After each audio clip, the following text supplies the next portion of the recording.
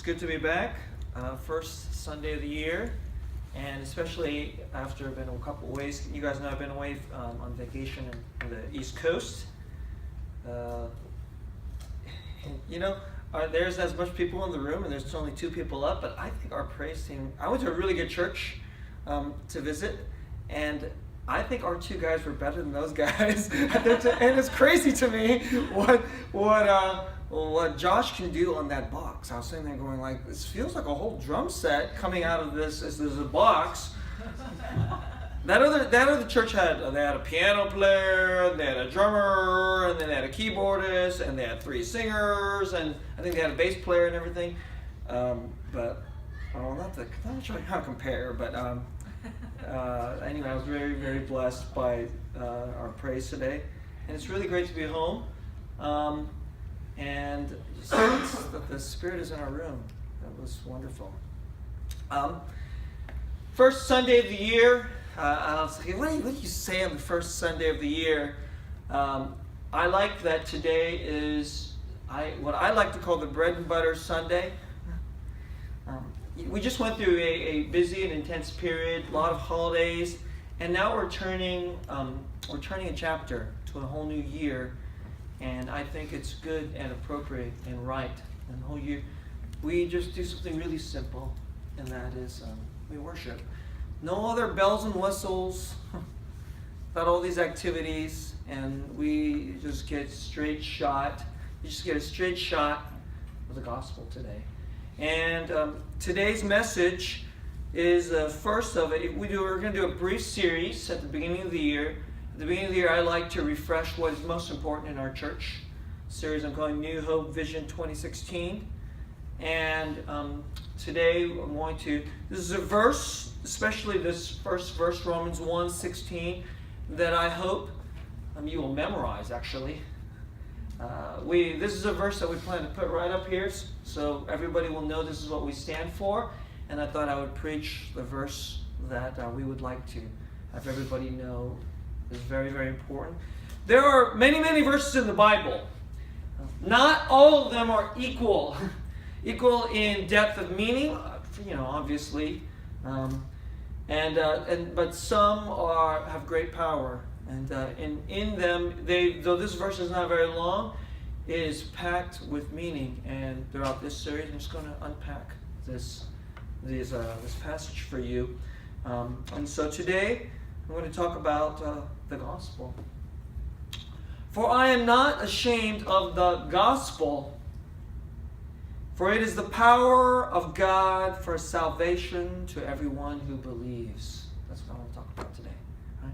In 3 parts. Part 1, not ashamed. Not ashamed. There are many reasons why it feels like we should be ashamed. There are some people who go to church and who say they're Christians, and they are ashamed of this thing that we believe. And they feel ashamed because there are many, many people in our society, including very powerful people, who hate what we believe and think what we believe is stupid. But in this church, I want to set down a banner. We are not ashamed.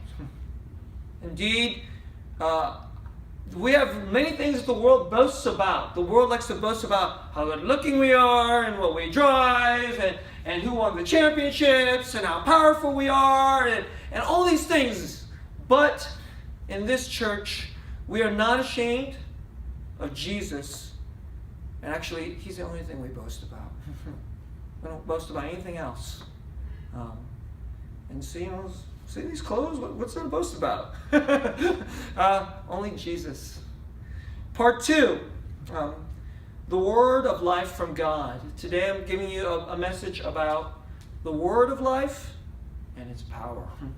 The Word of life from God, it's called the gospel. There's a lot of words in this Bible, but the center of the center is a very important word. We call it the gospel, or that sounds like a really weird word, but it really just means a very important piece of news, the best news, the good news.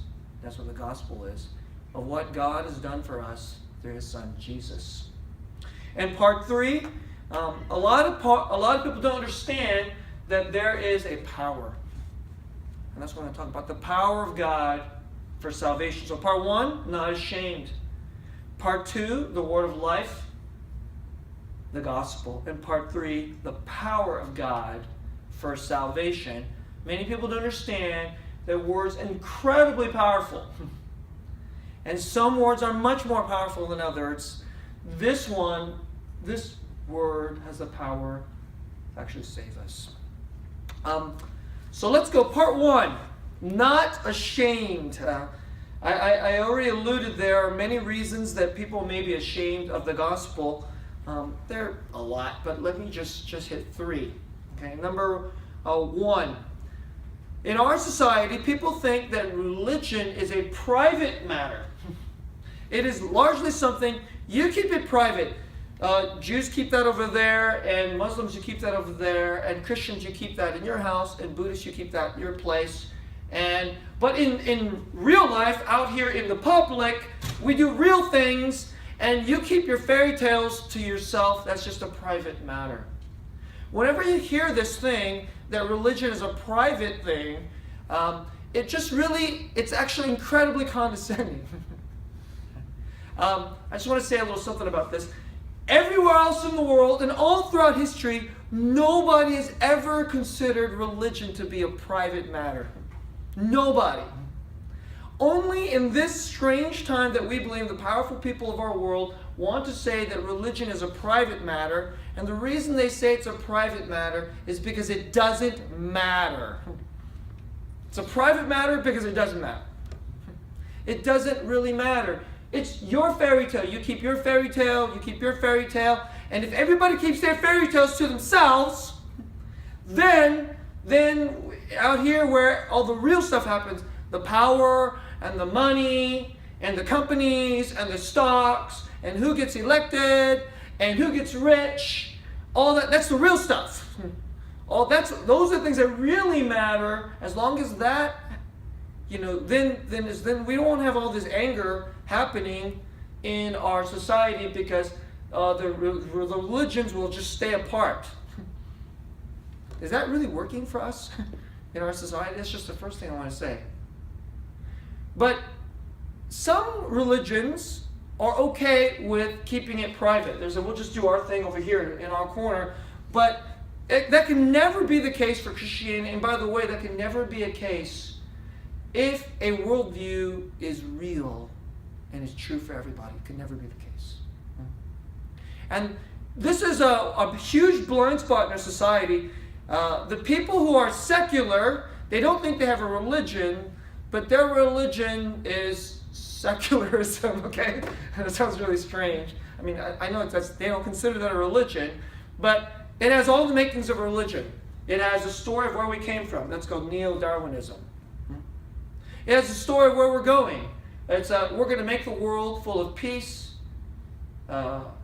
Imagine there's no heaven. Star Trek, whoosh, and we're going to swoop, and then everybody will all of poverty will be filled, and there'll be no more war. That's where we're going. That's the idea where we're going. And how will we get there?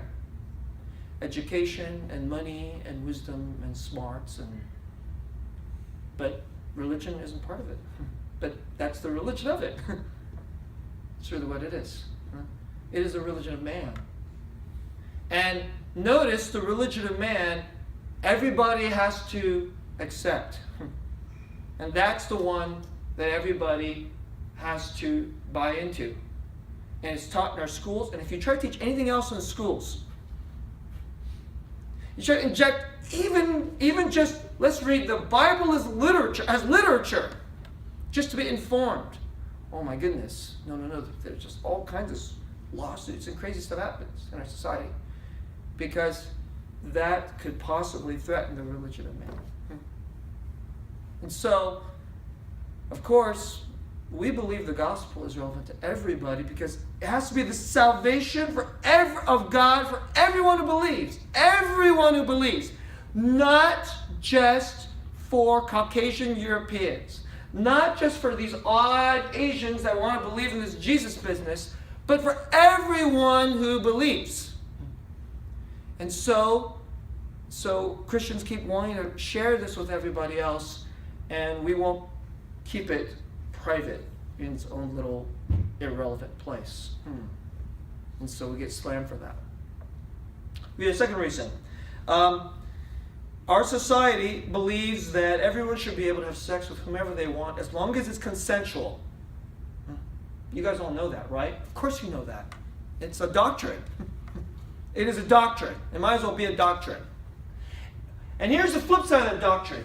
If you disapprove and disagree with that doctrine, you are bad. See, it's a religion. Didn't I tell you that secularism is a religion? All religions have doctrines, and some doctrines are more important than others. And if you disagree with their most important doctrines, you will be attacked. That's what's happening in our society. And so, we believe that we are made by God in a certain way, including our bodies, and thus God designed our bodies for certain ways of doing things. And sex, He has wisdom about how it should happen and how it should not happen. He has wisdom about what is a man and what is a woman and how they are complementary to each other. But our society doesn't like any of those things. We are seen as very bigoted and very uptight.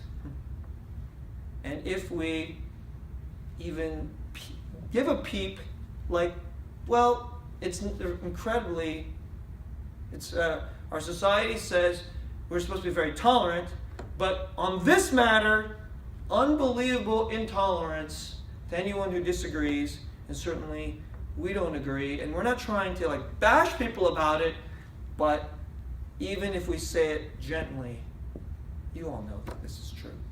Right? You all know this is true. The backlash is severe and quick. And so, you don't want to go around saying, I believe in Jesus, the gospel, because then somebody would... I don't know if any of you heard this story. Pastor Young, his daughter, she is in 6th grade. She's in 6th grade. And she's new to her school, into this area. And somehow, among her new friend, somehow the issue of homosexuality came up. And then it came out that she was a Christian, and she didn't agree with it. And her friend, 6th grade, slapped her. That's new to school. This is a little indicator of what could happen. And then as we grow older, it gets a little more sophisticated. Things like you get fired from your job. Everybody at work will just stop talking to you. So this is... there are reasons we might be ashamed or tempted to be ashamed. Paul wrote this letter, the Apostle Paul, this great pastor who wrote this letter. He wrote this from prison because, well, back then they thought what all the Christians taught was stupid and evil too, and so they tossed him into prison. It's not a... So... the world doesn't like these things. One more reason. This one may be the most offensive of all. Right? I mean, what? More offensive than the gay issue? Yes. Right? The most offensive of all is that we proclaim that Jesus Christ and what He has done for us is the way, in fact, it's the only way to salvation. That's what we proclaim. We proclaim it, and everybody else thinks that is so arrogant. You? How could you? Only your camp knows. And if everybody else doesn't accept your camp, we're not going to make it? Are you kidding? And I'm not going to try to make a big argument about this, but I'm just playing this out. And, these are things that we're gathered together as Christians, and we don't talk about this too openly. And but we know People don't like this. And if you're not a Christian here in the room too, maybe that's not even how you feel. And let me just say this. I know that it sounds absolutely outrageous. How can these one people know and be right? There's a lot of smart people in the world. And a lot of the people we know who aren't even Christians, they actually seem like better people than are the Christians. Okay, let me just say it for time out. Some of the people who are not Christians are better people than the Christians. So there's no argument there. I'm not going to argue with you about that because there is no argument. I just concede that point. In fact, all Christians should concede that point because we believe something that nobody can save ourselves. We can't heal the world. Only God can. And the way God did it was by showing up. He did it not by snapping his fingers, not just by almighty power. Boom! Let's make it happen. He didn't do it with his magical super duper powers. He did it by holy love. That's how he did it. The way of the gospel is what Jesus Christ has done for us through holy love. And that is why we Christians are people very often, maybe more often than not, we're not better people than other people. In fact, we're some of the worst people. We're just as bad as everybody else. And maybe this is what we need to show people. It's not because we're better than you. Actually, maybe because I am worse than you. I came to realize I'll never be able to make it on my own.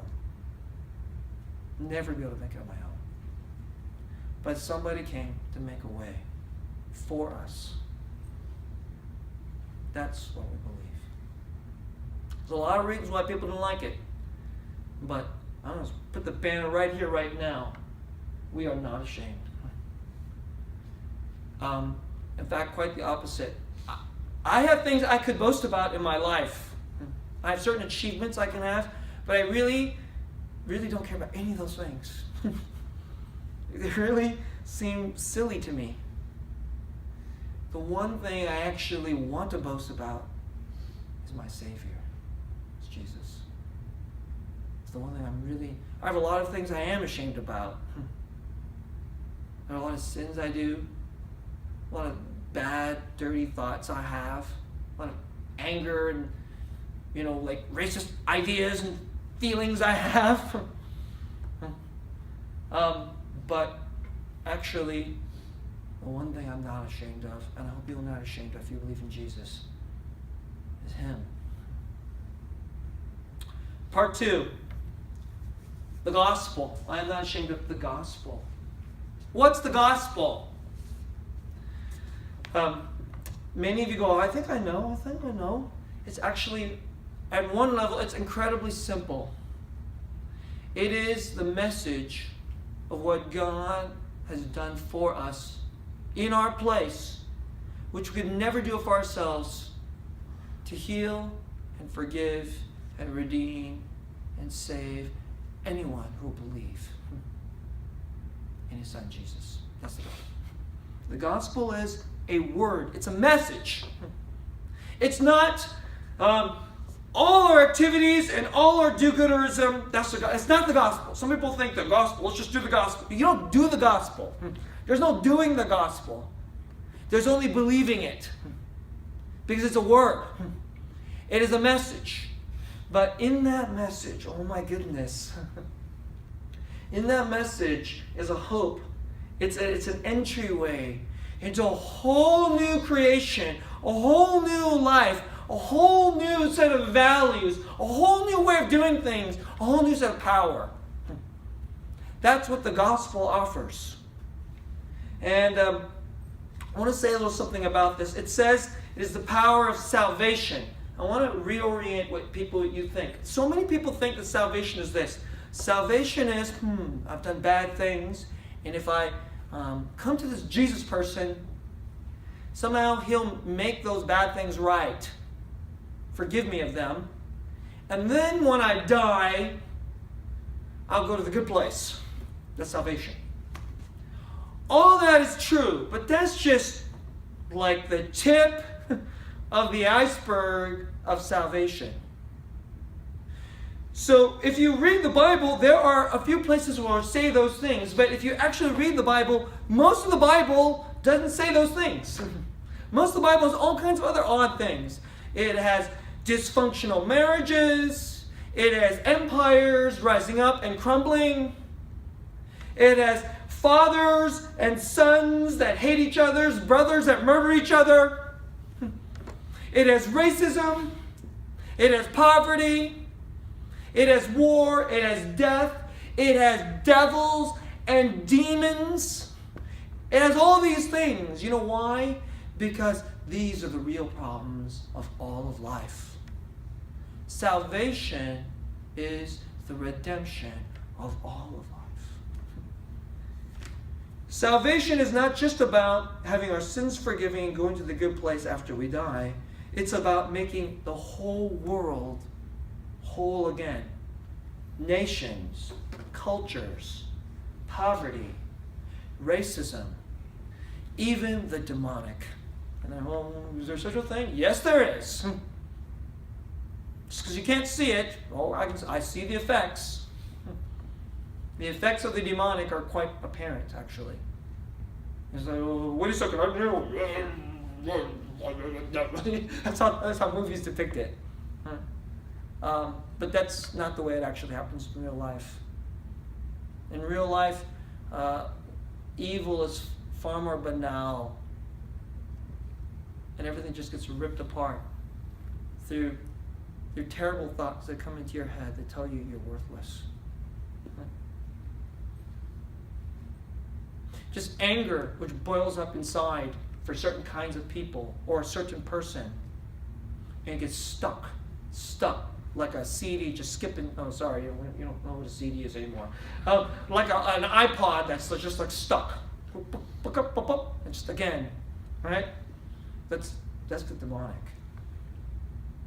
And then sometimes people write books about it, and then whole people get filled with the demonic. And murderous things are happening, and suicides start happening. Demonic. And let me just say a little something about this. You Christians, you got something about this? Are you kidding? You guys have an answer for this? We do. But it's not the kind of answer that people think. And I want to just go back to that last, just say a little something about this. That third one that I talked about, that's so offensive, so narrow, so arrogant, and these Christians think they have the answer. And it's in this person, Jesus, this message about this person, Jesus. The gospel, they call it the gospel. Do you notice we're the only ones that use that word? Well, occasionally, some clever person uses that as a metaphor. The gospel of money or something like that, right? That's what they call it, or the gospel of something else. But they're really just riffing off us. This message that could just save everything. But if all the other religions and things of the world really had power to change things and really heal people of something even as dark as let's just take deep anger issues or depression, how come it doesn't work? Look. Everybody has all these different answers, right? And they're all just multiple places and we're all just different pathways to get to there, but that's what we'd like to think. I mean, it's a really attractive idea. I would like that to be true. If I was true, then I wouldn't have to do this job I could go make more money, and everybody else just go do these things, and I would just like to have sex with whoever I want, and I would then end up in the good place, and I wouldn't have to go to church, and then all these different things, and I wouldn't have to be worried if somebody would hate me, just because I believe in this really weird thing called the gospel. It'd be nice if that was true, that there can be all these different ways, and we'd all just end up good. But come on. That's not true. That certainly is not salvation. Salvation the way the Bible says it. Just look around. Is it working? Today, the best answer we got is some kind of secular therapy for somebody who's depressed, or give them a pill. And a lot of people still don't make it. And you go, well, the Jesus thing doesn't always work. It should. It doesn't exactly work like that. Because that's not the way it works. Even some people who are Christians, they get angry with God because God has the power, right? He has the power. So then why is my life so crappy? And they usually use harsher language, beep, beep, beep, beep kind of words. Why is my life so beep and beep? So F him.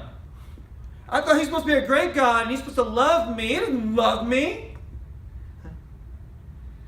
And there's so many people today where that's the way we want it to be.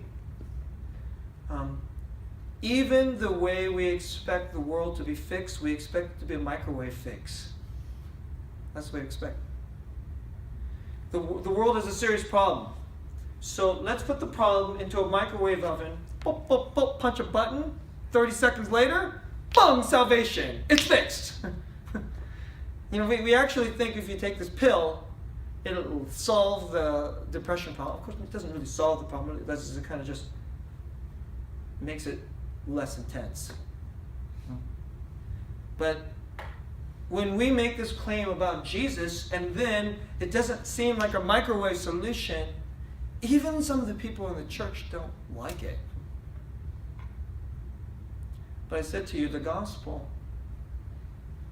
is about a God who came to redeem the world. And the way he redeems the world is through a holy love, so patient, so humble, so real. It can go into the darkest place. It can go into the poorest people.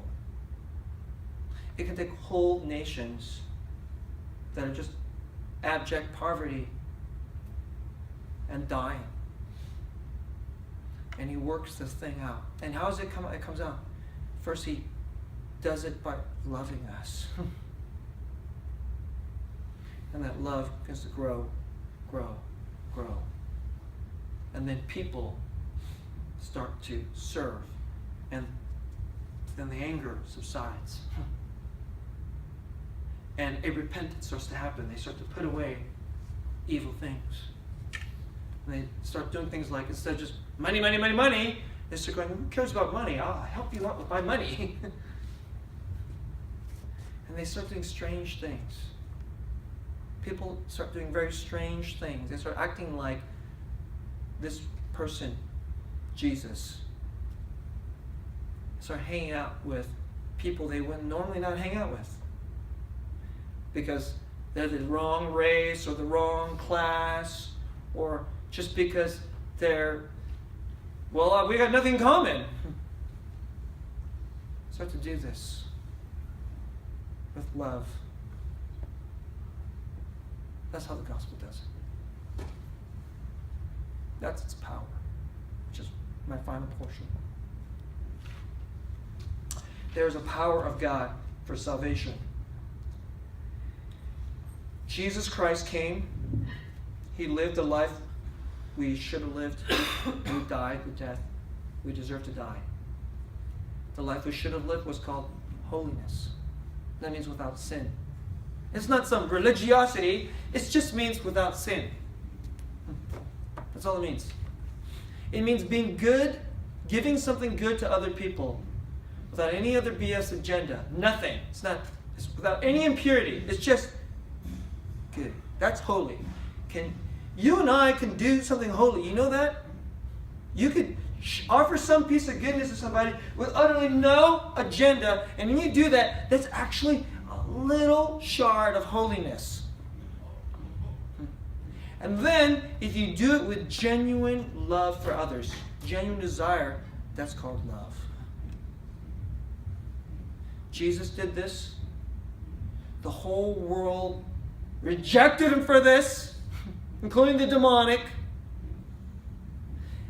and crucified him. And then he defeated our hatred, the death, and then he forgave us. And if you believe him and follow him, you will be saved. That's the message. There is a power in the church. It just still looks like religion, and religion isn't powerful. Of course it's not powerful because it's just a set of ideas. But a real God with real truth and real salvation has real power. I see it all the time. But you have to put on the right, you have to see it through what the gospel offers. In our church, I see it. It's in this church. Right here in these hallways with the people. I see it. It's when somebody who is really depressed, like 6 months ago, comes in and others go up to them with the love of Christ and embraces them. And you can just feel that depression just start being pushed away. It's the power of God. See, people who are just mired in death, and they just come into the presence of people who exalt Christ, and anger starts to subside, and division starts to break down, and marriages start to heal up, and kids who are scared start to become secure. That's all part of it. It's the power of God for salvation. And so, some of you are like, how does Pastor Susan come up with all this stuff? He always tells me these ideas and illustrations. Okay, I'm going to just let you in on a little secret. Okay, I don't know if it's not a dirty secret, but it's just a little secret. And you know how I come up with illustrations? I just think about something that I saw that I knew was there. I just think about the power, and then I just tell you about it. So half the time it's not even hard for me to come up with it. I just think about it a little bit. I don't have to be clever and so smart. I just think about something I saw that I know is of the power of God to change us, redeem us, and make this world something more like the world He's making it, make it more heavenly. And then I'll just share it with you as evidence that this thing that we believe is absolutely real. On my vacation, I'll just tell you two little stories. On my vacation, I did a little piece of work, guys. So for those of you who've been in our church for a while, you know that we have this special calling, this mission to go to this Native American reservation by a town called Bishop Paiute Reservation. And for several years now, we have been looking to try to find a pastor. We don't quite have this pastor yet, but we have a live fish. Somebody might actually want to go out there. The guy's name is Cliff Walling. Cliff is in his late 50s. He's Caucasian, he's middle class, he's a former Marine, he's retired from the sheriff's department. And he and his wife are interested. So it's still not sure yet if God's going to call us, but he happens to live in central New Jersey. And so while I was visiting my relatives in northern New Jersey, I thought I'd give Cliff a call and do a little piece of work and try to hook him. Okay? It's like, so maybe he's our fish. Maybe I'm going to be a fisher. I'm going to call this guy to be a fisher of men, just like Jesus did, to call him to walk onto a very, very poverty-stricken, demonically enslaved place where there's death where people don't get married, where kids just die of crystal meth addiction, and the place is in shambles. A people, a whole culture, a nation in shambles. It's not a big place, it's just filled with poverty. And this guy, Cliff, actually he wants to go out there. He wants to leave the comfort of his house. He's actually considered selling his house, which is all paid off. Leaving a place where he has a lot of friends.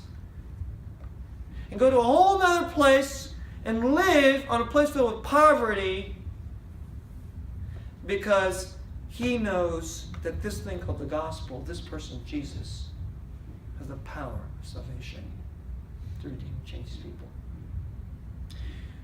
I met him. His wife, his name is Kim. He lives in a very modest 3-bedroom, 2-bathroom house in South River. I think that's what it's called. South River, New Jersey. It's not a fancy town. I went to his house. He has 3 dogs. He has 3 dogs and a cat. I told him I hate cats.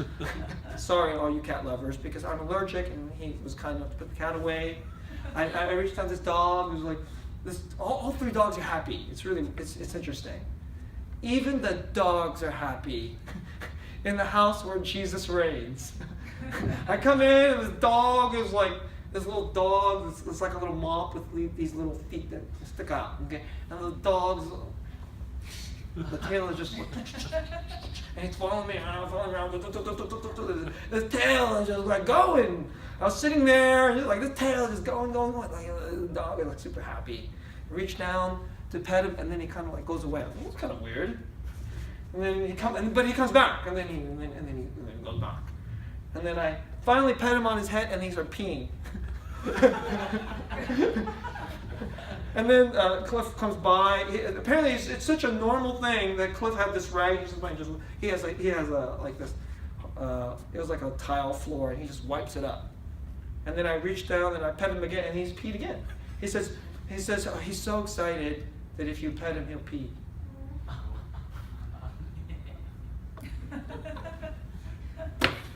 I'm not making this up. Okay, so we had this. We sat in his study. He's not a rich guy. He met this guy who is a carpenter by training, and he knows that he serves the Lord. And he came into his house, and he saw that his books didn't have really good. And so this guy just said, "Oh, I'll fix this for you."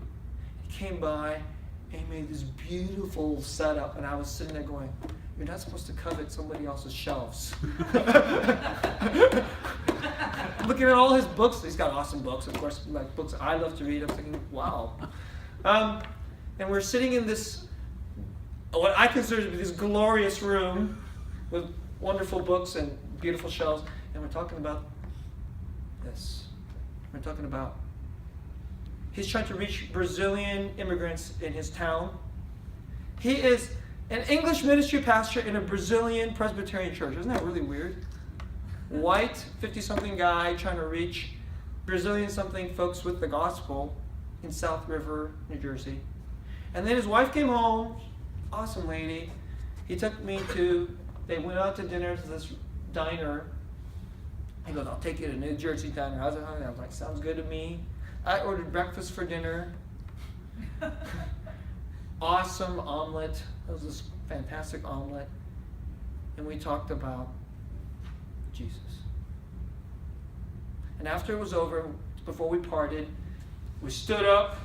This is a middle of a restaurant, okay? We stood up, we huddled together like this, and we just prayed down the power of Jesus. And we probably just looked completely ridiculous. Like I told you, we're not ashamed. The 3 of us just... I'm praying for the Brazilian church, and we start praying for the Paiutes, and he's going, "Amen." It's like, it was kind of weird. And then we embraced. And he said that he and his wife are going to take a trip out to Bishop in February, March. We'll see if the Lord calls them there. I'm thinking, it's still on. It's still on, all right. And he was on my mind. I'll just tell you the little brief story before I close my message. I'll tell you one other thing that happened on my vacation. Yesterday, and a long story, but me and two of my kids took a long road trip. So we went from New York to Vegas, and then I rented a car, and then we drove from Vegas to San Jose. I got a really nice car, right? For a really super duper good deal, it was a Mercedes. I'd never driven a Mercedes. It was crazy. I was like, this is how the rich people drive. This is nice. I was like, it's nice to be rich. Okay, I was like, I didn't know what it's like. Okay, anyway, whatever. Okay. Terrible traffic. I wanted to eat lunch in Bakersfield, but we had to eat lunch in Barstow. Ever been to Barstow? It's depressing. It's like a town that people just go through. But it's kind of a forgotten kind of place where that's how it feels to me anyway. And I did Yelp, and we found a pizza place, good rankings, 4 stars with 55 reviews. That's about as good as it gets. I think there's like one restaurant that had like more than like 200 reviews, but most of them are like 5 reviews. Okay, let's try it. Route 66 Pizza. So if you ever want to know, it's pretty good. Okay, pretty good. Walk in, and it was kind of not that many people there. We got our pizza. We sat down. It was me and Hudson and Elizabeth. Laura's still back on the East Coast with Mom because she gets an extra vacation. And right at the next table, there was an interesting little family sitting there. There are 3 ladies. 2 of them are grandmas. They're Caucasian. All 3 ladies are Caucasian. And 2 of the ladies, I guess, early 60s. The other lady, she looks like maybe she's in her 30s, mid-30s. They all were overweight. And they all looked like life had beaten them down. I looked at them. You lived life. Even the woman in her 30s. And life had beaten you down. There were no daddies. They had 3 little boys. So there's 3 ladies and 3 little boys. 2 of the boys are Caucasian. 1 of the boys was black. Right? And they're 7, maybe 8 years old. And they're eating pizza on January 2nd. I venture to say one of the ladies was probably the boy's grandmother, at least 1 or 2 of the boys' grandmother.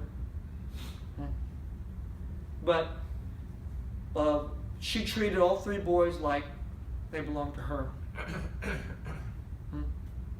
And the other lady, I can tell wasn't related to the 3 little boys. She kind of sat a little bit away from them and didn't quite talk to them with the same care. So my guess is she is the friend of the other lady. So the grandmother, who I think is the grandmother of at least 1 of those 3 boys, she turned to us and started a conversation. Right? She goes, "This pizza's really good." She goes, "I live here. This is the first time I ate this place. It's really, really good. I didn't even know about this place." She goes, "It's a lot better than Little Caesars." I said, "It is." And I ate it. I said, "Absolutely." She goes, "Are you from here?" I said, "No, we're just passing through town." I said, "I use this thing called Yelp. Do you know of Yelp?" They don't know of Yelp. No. And we had a nice little conversation. And he said, "It was really nice meeting you." She asked about the kids, and her face got delighted when I said, "I have another daughter, and my wife's not here," blah, blah, blah, and so forth. And as I looked at them, like I said, you know what I was thinking? Where's Grandpa? Where's Dad?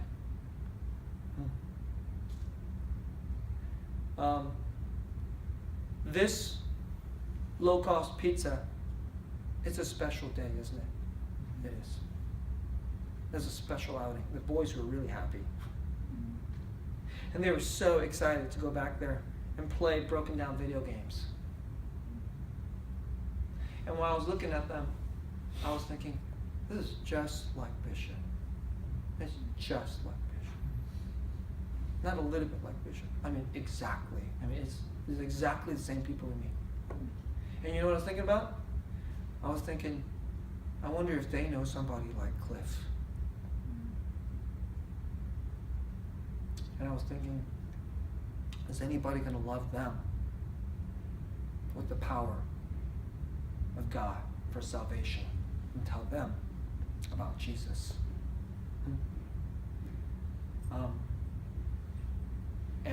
But if someone does, that whole family will change. And maybe their neighbors will change. Maybe the whole town could change. That's the power of the gospel. That's what happens when somebody comes to free us. Daddies stick around. And, all it takes is a little demonic. Marriages break up. I was sitting there thinking, I come from a richer place. In fact, when I was in New York, we even went into Manhattan, and there's so much money. It's just like Silicon Valley, except busier. But I was thinking, what's so different about us versus these people? Just like the Native Americans.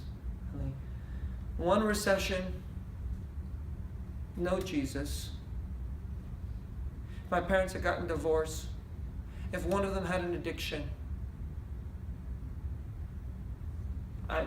your life could just turn out just like this. Just like that. You're 60-something years old and going out to pizza with no sons, no husband, 3 boys who you're just deathly afraid aren't going to make it in life. This is a good day. Eating cheap pizza on January 2nd. But Jesus has the power to reach them. And so do we. That's why I went to go meet Cliff. It's worth it. Everything that we do here for Jesus is worth it. It's the power for salvation. Don't ever be ashamed. It's the best thing that's going on. It's the best thing that's happening on the planet. It's absolutely the best thing that's happening on this planet. It is the most exciting, the most glorious, the most incredible thing that's happening on this planet. And so all throughout 2016, hope you remember that. We live for that. We just, every time something doesn't work, we just like beat it back with joy. Anytime somebody hates us, we'll lick our wounds and we'll let Jesus and our family pick us up. Because the gospel has the power for salvation to everyone.